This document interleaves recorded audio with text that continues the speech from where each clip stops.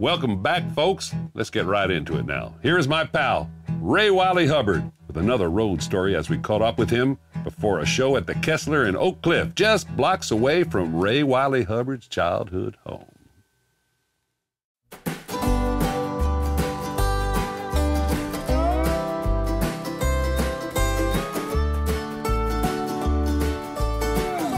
Yeah, that's it right there. That's my old house. Yeah, so that's my house growing up, man. A lot of memories there. Right after high school,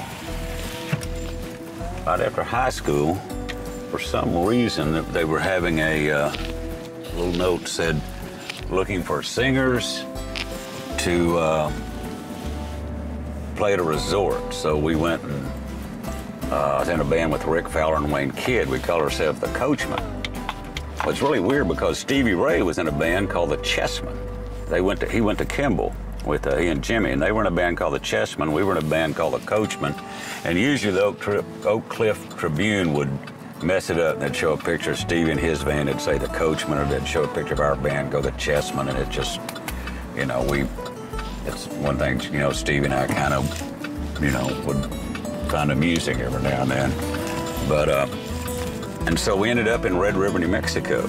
Just started getting involved in folk music, and there was a great club here in Dallas called the Rubaiyat. So we were up in New Mexico, and we'd kind of play around the Red River and Taos, and we'd come down to Dallas and play, and then we'd play the Kerrville Folk Festival, and just, you know, being on the road, you know, which I think it's John Lee Hooker. I don't know. Somebody told me, he said this, but one of my quotes, he says, there's two things can happen to you out on the road, and both of them are bad. Here's a road story. Johnny Vandiver was a great, great folk singer, just a wonderful guy, player, performer. So I was going to Arlington State at the time, and I was a freshman over there. And Johnny, I'd seen him perform. He came up to me one day and he said, do you want to go to Oklahoma City and see Mance Lipscomb play at a club called the Sword and the Stone? I said, sure. He said, okay, we're going to go this Saturday. And I said, great. He said, okay, we're going to leave at 11 o'clock in the morning. I said, why are we leaving at 11 o'clock in the morning? I mean, Oklahoma City's only 4 hours away. He said, well, we got to go to Navasota, pick up Mance and take him to the gig. That was just an incredible time to be driving around with Mance Lipscomb and Johnny Vandiver, of course. Johnny was just a great player.